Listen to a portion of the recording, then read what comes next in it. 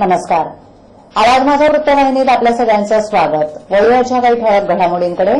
ठाणे महानगरपालिका उपमहापौरांनी केला डायघर डम्पिंग ग्राउंडचा दौरा. पालिका आयुक्तांसह नेत्यांना दिव्यात 1 महिना राहण्याचं स्थानिक नगरसेवकांनी दिलं आव्हान. ठाणे कारागृहातील बंदींच्या कलाकृतींना ठाणेकरांनी दिला उत्स्फूर्त प्रतिसाद. 5 दिवसात झाली 3.5 लाखांची विक्री. आणि मुंब्र्यातील 14 वर्षीय मुलीची हत्या करणाऱ्या आरोपीस नाशिक येथून अटक. डम्पिंग ग्राउंड, पाणी समस्या इत्यादींनी त्रस्त दिवावासियांची समस्या जाणून घेण्यासाठी ठाणे महानगरपालिकेचे उपमहापौर राजेंद्र साप्ते यांनी डायघर डम्पिंग ग्राउंडचा पाहणी दौरा केला. यावेळी डम्पिंगमुळे होत असलेल्या दुर्गंधी आणि त्रासाबद्दल नागरिकांनी संताप व्यक्त केला. यावेळी उपमहापौर राजेंद्र साप्ते, स्थानिक नगरसेवक शैलेश पाटील यांच्यासह स्थानिक नागरिक उपस्थित होते. निमंत्रण नसतानाही स्थानिक नगरसेवक म्हणून उपस्थित राहिलेल्या शैलेश पाटील यांनी दिवावासियांची समस्या जाणून घ्यायची असल्यास पालिका आयुक्त आणि उपायुक्त यांच्यासह नेत्यांनी दिव्यामध्ये 1 महिना राहून दाखवावं असं थेट आव्हानच देऊन टाकलं. ठाणे महानगरपालिका उपमहापौर राजेंद्र साप्ते यांनी दिवा डम्पिंग ग्राउंडचा दौरा केला. मात्र हा दौरा राजकारणानं प्रेरित असल्याचा दावा मनसे नगरसेवक शैलेश पाटील यांनी केलाय. जर ठाणे पालिकेचा हा दौरा होता तर सर्व पक्षाच्या नेत्यांना का निमंत्रण देण्यात आलं नाही असा सवाल करत शैलेश पाटील यांनाही निमंत्रण नसल्याचंच त्यांनी पत्रकारांना सांगितलं. डम्पिंग ग्राउंड परिसरात दुर्गंधी आणि समस्यांचा आगारच असल्याचं चित्र आहे. कचऱ्याच्या ढिगाऱ्याच्या 20 फुटावर बिल्डरांनी अनधिकृत चाळ्या बांधल्या आहेत. त्यामध्ये राहणाऱ्या लोकांचं आयुष्य कमी होत असल्याचा आरोप करून याला पालिका प्रशासन आणि सत्ताधारी जबाबदार असल्याचा घणाघाती आरोपही शैलेश पाटील यांनी केला. डायघर डम्पिंग शेजारी बनवण्यात आलेल्या चाळी आणि इमारती या पालिका प्रशासनाच्या अधिकाऱ्यांच्या आशीर्वादानंच झाल्याचा आरोप मनसे दिवा अध्यक्ष तुषार पाटील यांनी केला. गेल्या 6 वर्षांपासून डम्पिंग हटवण्यासाठी आंदोलनं करण्यात आली. मात्र प्रत्येक वेळी आश्वासन देऊन दिवावासियांच्या तोंडाला पानं पुसण्यात येतात.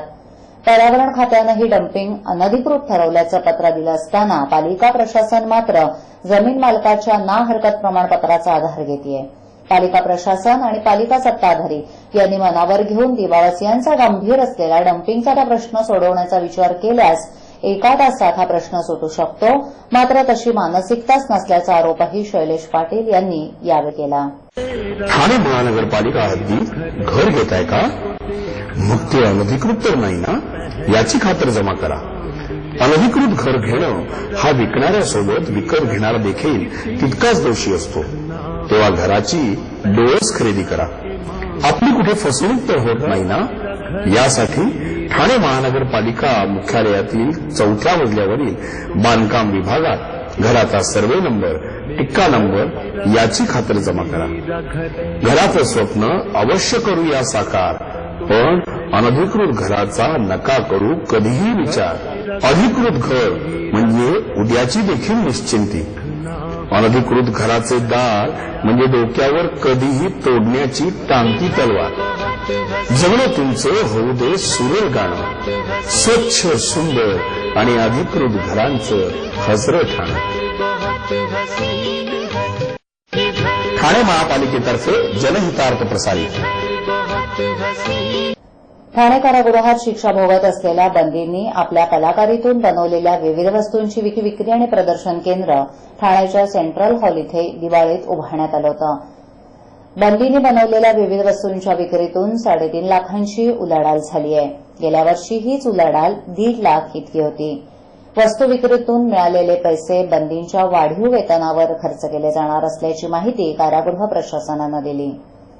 ठाणे कारागृहातील बंदींना काम मिळावं आणि त्या कामातून त्यांना रोजगार मिळून 2 पैसे मिळावेत या हेतूनं कारागृह प्रशासनानं गेल्या काही वर्षांपासून एक अभिनव उपक्रम सुरू केलाय. या उपक्रमाअंतर्गत कारागृहातील बंदी वर्षभर आपापल्या कलागुणांना वाव देत विविध वस्तूंची निर्मिती करतात. अगदी दिवाळीच्या फराळापासून कपडे आणि घरातील नक्षीकाम केलेल्या फर्निचरपर्यंतच्या वस्तूंची निर्मिती हे बंदी बांधव करतात. अतिशय आकर्षक सजावटीच्या वस्तू, कलाकुसरीचं साहित्य, हस्तकलेच्या वस्तू, नक्षीकाम केलेलं कापड अशा असंख्य वस्तूंचा त्यात समावेश असतो. कारागृहातील बंदींनी निर्मिती केलेल्या या विविध वस्तूंचं प्रदर्शन आणि विक्री केंद्र 21 ऑक्टोबर ते 26 ऑक्टोबर या दिवाळीच्या काळात ठाण्यात लावण्यात आलं होतं. दर्जेदार वस्तूंचं उत्पादन आणि गुणवत्ता यामुळे बंदींच्या या वस्तू विक्रीला प्रतिसाद वर्षागणिक वाढत असल्याची माहिती कारागृह प्रशासनानं दिली. समग्र कोकणचं ऐतिहासिक आणि सांस्कृतिक महत्त्व बिंबवण्यासाठी कोकण इतिहास परिषदेच्या वतीनं 17 आणि 18 जानेवारी 2015 रोजी 5वं राष्ट्रीय अधिवेशन शहापूर येथील ज्ञानवर्धिनी संस्थेच्या सोनूभाऊ बसवंत महाविद्यालयात होणार आहे, अशी माहिती परिषदेचे अध्यक्ष डॉ. दाऊद दळवी आणि अधिवेशनाचे स्थानिक सचिव डॉ. विजय कुलकर्णी यांनी एका पत्रकार परिषदेत दिली. यंदाच्या अधिवेशनाचा मुख्य विषय समग्र कोकणचं ऐतिहासिक आणि सांस्कृतिक महत्त्व असा आहे. अधिवेशनाचं उद्घाटन नाशिक येथील बीडी कुलकर्णी यांच्या हस्ते होणार आहे. परिषदेचा जीवनगौरव पुरस्कार यंदा ज्येष्ठ इतिहासकार डॉ. रवींद्र रामदास यांना जाहीर झाल्याचं दळवी यांनी सांगितलं. समग्र कोकणचं ऐतिहासिक आणि सांस्कृतिक महत्त्व या विषयावर 30 सप्टेंबर 2014 पर्यंत शोधनिबंध मागवलेत. हे शोधनिबंध ज्ञानवर्धिनी संस्था सोनूभाऊ बसवंत महाविद्यालय, सावरोली, तालुका शहापूर, जिल्हा ठाणे या पत्त्यावर पाठवावेत असं आवाहन करण्यात आलंय. अधिवेशनात सहभागी होण्यासाठी 1000 रुपये प्रतिनिधी शुल्क आहे. या परिषदेत 2013-2014 या वर्षी प्रकाशित संशोधन पुस्तकाला पुरस्कार देण्यात येणार आहे. लेखकांनी पुस्तकाच्या 2 प्रती 1 जानेवारी 2015 पर्यंत कोकण इतिहास परिषद द्वारा डॉ. दाऊद दळवी, रहीम बिल्डिंग, तळमजला, टेंभी मशीदच्या मागे धोबियाळी, ठाणे इथे पाठवाव्यात असं आवाहन परिषदेनं केलं आहे.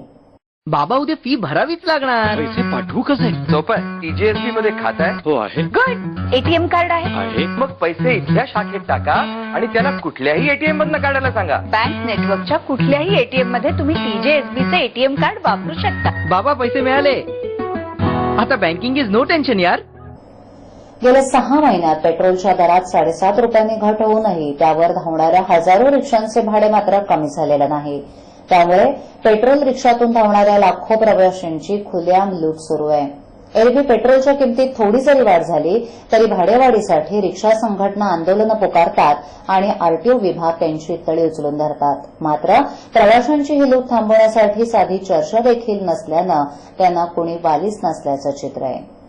ठाणे जिल्ह्यात ठाणे शहर आणि नवी मुंबईत सर्व रिक्षा सीएनजीवर धावतात. मात्र कल्याण, डोंबिवली, उल्हासनगर, अंबरनाथ, बदलापूर आणि भिवंडी या शहरांमधील बहुतांश रिक्षा पेट्रोलच वापरतात. नव्यानं येणाऱ्या रिक्षा सीएनजीच असल्या तरी सध्या या पट्ट्यातील पेट्रोल रिक्षांची संख्या अंदाजे 35,000 इतकी असल्याचं आरटीओ अधिकाऱ्यांचं म्हणणं आहे. आंतरराष्ट्रीय बाजारात कच्च्या तेलाच्या जबर किमतीमुळे लिटर मागे मे महिन्यात पेट्रोलची किंमत 81 रुपयांवर गेली होती. मात्र गेल्या 6 महिन्यात कच्च्या तेलाच्या किमतीत सातत्यानं घसरण होत असल्यानं आता पेट्रोल 71 रुपयांवर आलंय. सुमारे 7 रुपयांहून जास्त दर कमी झाल्यानं रिक्षा भाडं 19 रुपयांवरून किमान 16 ते 17 रुपये इतकं कमी करावं अशी मागणी प्रवासी संघटनेनं केली आहे. लग्नास नकार दिल्याचा राग मनात धरून 14 वर्षीय युवतीस आणि तिच्या पित्यास चाकूनं भोसकल्याप्रकरणी मुंब्रा पोलिसांनी आरोपी जहीर सय्यद खान याला नाशिक इथून मंगळवारी संध्याकाळी अटक केली. आरोपी जहीरच्या शोधार्थ मुंब्रा पोलिसांची 2 पथकं सोमवारी नाशिककडे रवाना झाली होती. दरम्यान आरोपी जहीर यानं घटनेच्या दिवशी आपल्याबरोबर 2 चाकू आणल्याची माहिती देखील पुढे येतेय. मुंब्र्यात सोमवारी दुपारी साबरीन आरिफ खान या मुलीवर तिचा मावस भाऊ असलेल्या सय्यद जहीर यानं चाकूनं हल्ला केला होता. यात साबरीनचा मृत्यू झाला होता. सय्यद याला साबरीनशी विवाह करायचा होता, पण तिचा आणि तिच्या आईचा या विवाहाला विरोध होता. परिणामी हा राग मनात ठेवूनच सय्यद सोमवारी मुंब्रा इथे साबरीनच्या घरी गेला होता. तिनं दरवाजा उघडताच सय्यद यानं 3दा तिच्या पोटात चाकू भोसकला. हा प्रकार पाहून तिचे वडील आरिफ खान हे मध्ये पडले आणि त्यांनी सय्यदला धक्का दिला. त्यानं त्याच्या हातातील चाकू खाली पडला. त्याचवेळी सय्यद यानं त्याच्या जवळील दुसरा चाकू बाहेर काढून आरिफ यांच्यावर वार केला. सध्या आरिफ खान यांच्यावर ठाण्यातील खासगी रुग्णालयात उपचार सुरू आहेत. दरम्यान सय्यद याच्या शोधार्थ मुंब्रा पोलिसांनी एक पथक नाशिकला रवाना केलं होतं. तिथेच त्याला अटक करण्यात आली आहे. याबाबत मुंब्रा पोलीस ठाण्याचे वरिष्ठ पोलीस निरीक्षक मुंडे यांच्याशी संपर्क साधला असता त्यांनी सय्यदला नाशिक इथून अटक करण्यात आल्याच्या वृत्ताला दुजोरा दिलाय. आजच्या ठळक घडामोडी शेवटी पुन्हा एकदा. ठाणे महानगरपालिका उपमहापौरांनी केला डायघर डम्पिंग ग्राउंडचा दौरा. पालिका आयुक्तांसह नेत्यांना दिव्यात 1 महिना राहण्याचं स्थानिक नगरसेवकांनी दिलं आव्हान. ठाणे कारागृहातील बंदींच्या कलाकृतींना ठाणेकरांनी दिला उत्स्फूर्त प्रतिसाद. 5 दिवसात झाली 3.5 लाखांची विक्री. आणि मुंब्र्यातील 14 वर्षीय मुलीची हत्या करणाऱ्या आरोपीस नाशिक येथून अटक. आपल्या विभागातील काही सूचना अथवा समस्या असल्यास त्यांच्यापर्यंत जरूर पोहोचवा. आम्ही तुमचा आवाज नागरिकांपर्यंत नक्की पोहोचवू. आम्हाला संपर्क करण्यासाठी आमचा पत्ता आवाज माझा 103 सैलेख आदर्शनगर समोर कोलवाड रोड ठाणे पश्चिम. आमचा दूरध्वनी क्रमांक 9773503326. आमचा ईमेल आयडी awazmaza.tvnews@gmail.com. आवाज माझावरील एखादी बातमी पाहिजे राहून गेली असल्यास युट्यूबवरही ती तुम्ही पाहू शकता. तर मग उद्या पुन्हा भेटू याच वेळी याच ठिकाणी काही नवीन घडामोडींसह आवाज माझा वृत्तवाहिनीत. तोपर्यंत नमस्कार.